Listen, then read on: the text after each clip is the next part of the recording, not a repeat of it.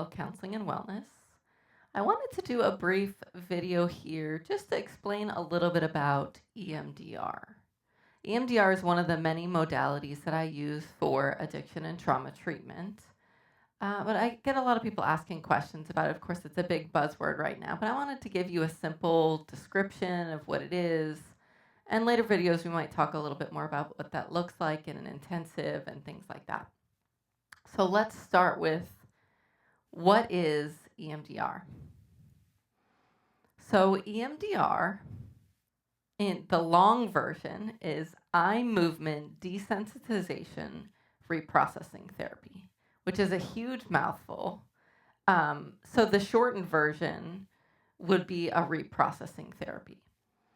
And what EMDR does is it focuses on the fact that our brain wants to heal. It has this system that is able to look at what memories we need to hang on to, what memories we need to let go of, and in general, it does a really good job of that, right? If think about, the numbers in your head, and if you're holding on to those, then it's much harder to think of other things, and if you think of other things, maybe those numbers go out of your head, right?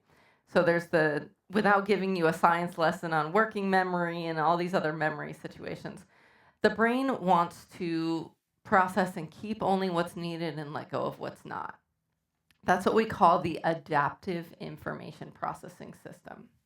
And EMDR comes from that adaptive information processing system perspective, knowing that we want to heal, we don't want to hold on to those memories. What happens is when we have a disturbing event or a challenging situation, a trauma, whether it's a big T or a little t, it interrupts that process. So if you think about that neural network of the brain, right, it can have many different pieces that create that network, right? So when we have a disturbing event or when we have a challenging situation, it can kind of create a break in that network. So it's hard for the brain to do that adaptive piece of shifting and acknowledging what's working and what's not working.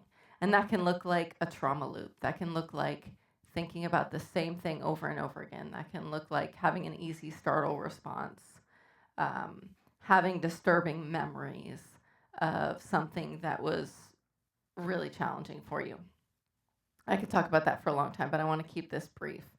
So the idea is when we have those disturbing events, it becomes emotionally charged, right? So you're not just thinking about it, you're experiencing it below the neck, as I like to say. So it's a body memory, it's an emotional memory, it's a physical memory, it's a cellular memory. So when we just think about it differently, like reframing, right? That's a fancy therapy word. When we take a thought and we reframe that thought, it works. But when we have that body memory, that cellular memory, it doesn't always connect, right? And that's one of the beautiful things of EMDR, is it helps us to connect both of those things together through using the same thing that happens in REM sleep. That's where the eye movement part of it comes in. And we do that using bilateral stimulation or dual attention stimulation. And it's really just connecting to both sides of the body. So that can look like eye movements back and forth. That can look like tapping, even walking as a bilateral stimulation. So what that does is we use these tools to activate that part of the brain, that deeper part of the brain, so that we can clear it down to a cellular level. Because sometimes we have memories that are unconscious, right? We don't even know. Think about it, if you've ever had a response, a visceral response, like your heart races or the hairs on the back of your neck stand up or whatnot, for a situation that doesn't seem to make sense, right? So you might have a cellular or body memory, but you might not have a conscious memory or an image. And that's one of the other beautiful things about EMDR, is we don't have to know the whole story. We can clear that and then reprocess it, right, that second piece, without having to know the whole story. So a lot of people get stuck in the retelling of the story, or they're scared to talk about what happened to them, and that can get in the way of them getting treatment. So what I love about this is that I don't have to know all the details. Now, sharing your story can be a very important and appropriate part of your healing journey, but it's not required for EMDR. You can still have emotional reactions, and we prepare you for that, and I'll actually do a video on some tools that you can use to calm the nervous system, and it's one of the tools that we use in there. But the idea is we don't have to know the whole story. You'll be prepared for any emotions that show up, and the purpose is not to hang out there. The purpose is to clear it. So we take it from whatever level of disturbance it is, and we use this scale, a 0 to 10 scale, and ideally we get as close to 0 as possible. We're not going to forget what happened, but we're going to discharge, we're going to release the emotional charge that it has so that the brain can do that natural healing process, which is so beautiful because, we're just facilitating that. We're not actually doing a whole lot, which is really, really cool. Let's see. I want to make sure that I got everything. I made some little notes for me, so if you see me looking here. So not only when we reprocess this or when we reduce the disturbance, not only do we think better, right? Because many of us know I'm not in that situation anymore, so I shouldn't be having those feelings, or that's the things that we tell ourselves. But not only do we think differently, we will feel it. And that's what's different, is that we really feel the difference because we're focusing on the emotions, we're focusing on the body sensations and all of those things and clearing all of that out in that network. And then we're going to reprocess it. And what that means is we're going to create a new narrative. So let's say your partner criticizes you or somebody criticizes you, or you interpret it as criticism. Maybe it's just, a suggestion.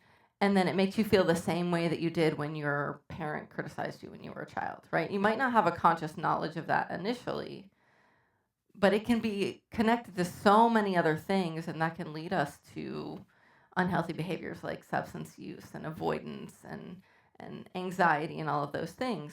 So when we're able to pinpoint that one thing, it might also clear things on that entire network. So without getting too much into that detail, because that's a lot of information for this video, we're going to take a thought. So let's say it's, I'm not worth it, I'm worthless, right? And we're going to turn that around to something such as I'm worthy regardless, right? Because the brain wants to heal and it wants to be able to adapt that to any situation that might create those same feelings of unworthiness. So we want to make it, in therapy, we call that generalization. We want to make it generalized to any situation that you might experience from the past, from the present, and the future. So that's the idea, is not only do you think differently, you feel differently, and you're able to connect that to future situations, which is so powerful. So instead of staying in that trauma loop, you can not only break that loop and allow the brain to do its natural healing process, you can take that with you for the next thing. And a lot of that stuff is done on an unconscious level, what I like to call passive therapy, right? We don't have to do a ton of things. We don't have to think too much, because most of us think too much about those things, right? And again, we don't have to tell the whole story. Details are not necessary. But if it's needed, then that's certainly important as well. So we can talk about that, and I'll talk about my 3 steps for true trauma healing and healing in general in another video.